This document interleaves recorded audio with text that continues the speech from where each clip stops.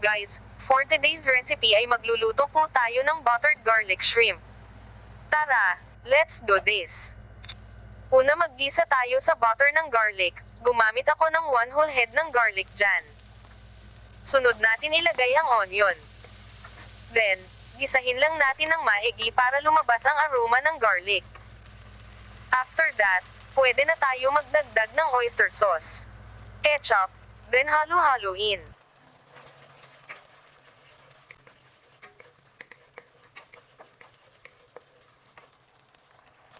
And then, pwede na natin ilagay yung shrimp.